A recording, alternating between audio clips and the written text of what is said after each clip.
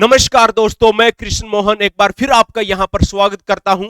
और आज आपको पता होगा कि भी सोशल मीडिया पर एक रोजगार क्रांति की शुरुआत हो चुकी है। जो युवा जिस देश का प्रधानमंत्री ये कहता था कि भी हमारा देश विश्व गुरु होगा, क्यों? क्योंकि हमारे देश में युवा हैं, सबसे ज्यादा हैं, उनको मैं इतना रोजगार दूंगा, उनको मैं स्किल दूंगा। लेकिन कुछ सालों के बाद रिजल्ट आपके सामने है। ना तो कोई एसएससी की भर्ती पूरी हो रही है, ना कोई रेलवे का कोई सिस्टम इस प्रकार से है। फॉर्म भरो, वेट करो, फिर पेपर दो, क्वेश्चंस गलत मिलेंगे, फिर आपका मतलब इतना हाई स्कोर जाने के बाद भी बच्चों का सिलेक्शन नहीं हो पा रहा है। तो सिस्टम में इतना खराबी है कि जिस युवाओं के दम पर मोदी जी ये कहते थे कि भी हमारा देश विश्व गुरु बनेगा, और आज वही युवा बदहाल पोजीशन में है।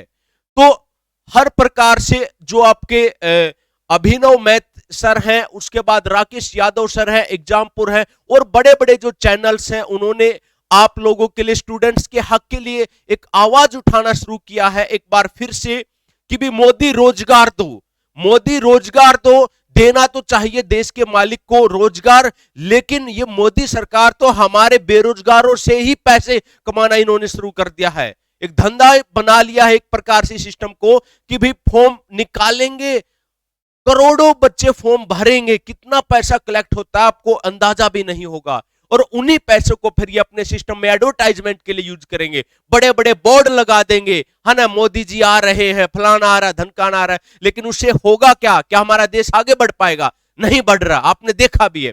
और लेकिन ये जो ट्विटर अभियान होगा, ये 25 तारीख को होगा, 25 फरवरी को होगा, और सब बच्चों ने उस दिन मोदी, नीचे आपका स्लैश दे के मैं आपको दिखा दूंगा कि भी रोजगार दो एक बार गूंज जाना चाहिए ये आपका नारा। और हमारी सिर्फ ये सोच है कि भी हमारी युवाओं की आवाज को भी सुना जाए, हमारी तरफ भी ध्यान दिया जाए, हमारे भविष्य के लिए भी नीतियां बनाई जाए। जिस देश में हम रहते हैं, जिन लोगों को हमने चुना है, तो इसीलिए तो चुना है कि हमारे बेटरमेंट के लिए काम करेंगे, लेकिन हमारी तरफ ध्यान ही नहीं है। हमारे माता पिता कितने दिनों से वहां पर भाई बॉर्डर के ऊपर हैं, वहां पर उनकी तरफ कोई ध्यान नहीं दिया जा रहा है। क्यों? क्योंकि भाई इनको अपने बिजनेस से मतलब है, अपने खुद से मतलब है। दूसरी बात, हरियाणा के युवाओं के लिए और भी ज्यादा चुनौती है। एक तो चुनौती ये कि भी नेशनल लेवल के जो पेपर होते हैं, हरियाणा का जो सिलेबस है वो अलग है। वहां पर आपको मैथ, इंग्लिश, रीजनिंग पर फोकस करना पड़ता है, लेकिन हरियाणा में तो मैथ, इंग्लिश, रीजनिंग बहुत ही कम नंबर के आते हैं, और यहां का मतलब सिलेबस ही अलग है।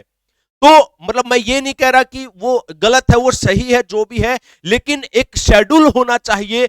अभी आपका ग्राम सचिव का इन्होंने पेपर लिया 10 जनवरी को, फिर लीक हुआ, कैंसिल कर दिया, बहुत अच्छी बात है, काबिले तारीफ है आपका डिसीजन की भी लीक हुआ, आपने कैंसिल कर दिया। लेकिन ये तो बता दो अब कब लोगे पेपर, या हम इसी सस्पेंस में रहे?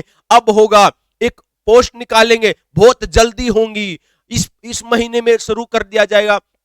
अरे भाई, टेंटेटिव डेट का आपका ऐसा लगता कि जैसे हमारे साथ मजाक किया होता है। हरियाणा पुलिस का आपने टेंटेटिव डेट दिया, उस दिन पेपर हो ही नहीं पाएगा, आपको सबको पता है नहीं हो पाएगा। तो फिर आप एक सही से शेड्यूल क्यों नहीं बनाते? तो जो ये सिस्टम है जो खराब हो चुका है, तो इसके खिलाफ हमने आवाज उठानी है। और ये आवाज और कोई नहीं उठाएगा, तुम लोग ही उठाओगे। तुम अपने करियर के लिए ही लड़ोगे। अगर आज तुम नहीं लड़ोगे तो कौन, क्या पड़ोसी लड़ेगा क्या तुम्हारे करियर के लिए? तो लड़ना तो भाई तुम्हें ही पड़ेगा, चाहे कुछ हो जाए।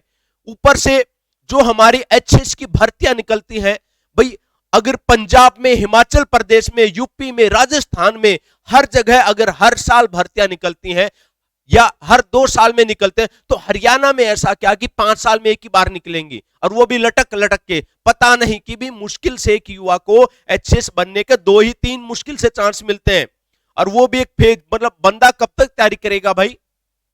आप बता दीजिएगा कि भी तब से लेकर तब आपके फॉर्म निकलेंगे, एक प्रॉपर आपका सिस्टम होना चाहिए, तभी तो एक बच्चे का भी तो मन करेगा ना पढ़ने का कि हाँ उस दिन पेपर है आपका। और दूसरी बात, जो हमारा लोकल मीडिया है, ये तो इतने स्तर पर गिर चुका है कि भी ये इतना पेड प्रमोशन करेंगे, इनसे पेड पैसे देकर इनसे किसी चीज की प्रमोशन करवा लो। कभी ये जूतों की प्रमोशन करेंगे, कभी कपड़ों की दुकानों की प्रमोशन करेंगे, कभी किसी का इंटरव्यू, मतलब कि पैसे दो, इनसे कुछ भी बुलवाओ। लेकिन मीडिया का रियल मीनिंग क्या है कि भी जनता की आवाज को सरकार तक पहुंचाना। अब युवा है, किसान है, कितने मीडिया वाले सरकार के उसमें बोल रहे हैं, कितने किसानों के पक्ष में बोल रहे हैं, आपको सबको पता है, सबको पता कि क्या हो रहा है। तो जो हमारे ये लोकल मीडिया है ना, जो ये मीडिया अड़ा देते, हाँ भाई हाँ भी बोलो बोलो, तो इनको सबका बहिष्कार करो। जो हमारे युवाओं के लिए आवाज नहीं उठा सकता, तो इनके चैनल को इतना डिसलाइक करो, इतना डिसलाइक करो कि भी इनकी अकल ठिकाने आ जाए कि जिस युवाओं के दम पर तुम आज घूम रहे हो जगह जगह पर, अगर उसी युवाओं के लिए आप आवाज नहीं उठाओगे तो आपके साथ भी वही होगा। और जब युवा उठेगा तो देश तभी तो बदलेगा। तो बच्चों, जितना हो सके उस 25 तारीख को, जितना हो सके 25 तारीख को एक बार फिर जोर लगा दो, एक बार फिर जोर लगा दो। और हरियाणा के बच्चे दो वे में हम आगे बढ़ेंगे भाई। जो नेशनल लेवल पे जो हमारा मुद्दा है उसके लिए हम सपोर्ट करेंगे, किया है और आगे भी करते रहेंगे। तो उस दिन मोदी रोजगार दो, ये हमने ट्विटर अभियान शुरू करना है 25 फरवरी 11 बजे को। दूसरा, खट्टर रोजगार दो। हरियाणा के बच्चे, हरियाणा के जो मनोहर लाल खट्टर हैं उसको टैग करेंगे, डिप्टी सीएम को टैग करेंगे कि भी खट्टर रोजगार दो। जो डिप्टी सीएम की अगर मैं बात करूं तो यही कहता था कि भी 75% युवाओं को, हरियाणा के युवाओं को रोजगार दो। अरे भाई, पॉलिसी तो बना दी लेकिन रोजगार तो दो ना। आप दे के तो देखिए ना, अब शुरुआत तो कीजिएगा। खाली पॉलिसी बनाने से क्या होगा? पेपर निकाल देंगे, पेपर लेंगे ही नहीं, है ना। जो काम 5-6 महीने का होता है, 1 साल का होता है, उसके लिए 4-4 साल तक वेट करना पड़ता है। अभी रिसेंटली संस्कृत की भर्तियों को आपने देखा होगा, जिसका सिलेक्शन हो चुका था, सारी चीजें हो चुकी थी, 4 साल 5 साल पहले सिलेक्शन हुआ था। आज उन बंदों की भर्ती को लिस्ट मतलब कि भी खत्म कर दिया गया है वैकेंसी को।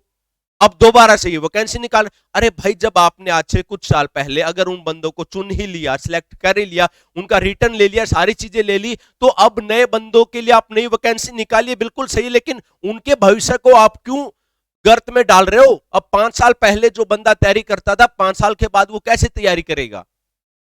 और जितने भी हमारे यूट्यूबर्स हैं हरियाणा के, मैं ये कहता हूं कि भी हमारे को इनकी जरूरत ही नहीं है, जो ये मीडिया लोग हैं, क्योंकि जितने इनके सब्सक्राइबर है उतने हमारे भी तो हैं, हमारी पहुंच भी तो है। और हमारा यूथ इतना है कि भी अगर हर एक युवा थोड़ा भी प्रयास करेगा तो ये पूरे भारत में आवाज गूंज जाएगी, पूरे हरियाणा में आवाज गूंज जाएगी। मोदी के कानों में जाके बोलेंगे ट्वीट, खट्टर साहब के कानों में जाके ट्वीट बोलेंगे कि हाँ, युवा उठ रहा है, युवा अपनी आवाज को उठा रहा है। और अगर आप अन्याय के खिलाफ, खुद के खिलाफ अन्याय जो हो रहा है, कम से कम उसके लिए तो सपोर्ट कीजिएगा ना, उसके लिए तो आप लड़िएगा।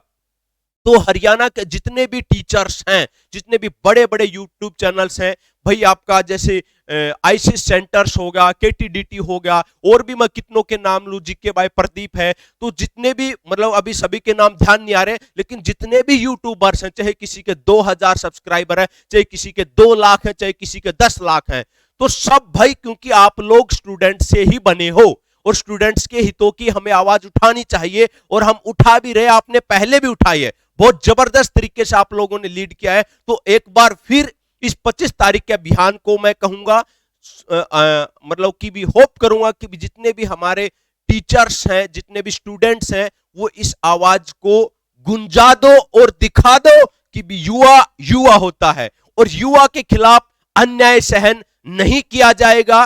तब तक लड़ेंगे जब तक हमारे को न्याय नहीं मिलेगा। तो आज के लिए बच्चों इतना ही है। Thank you.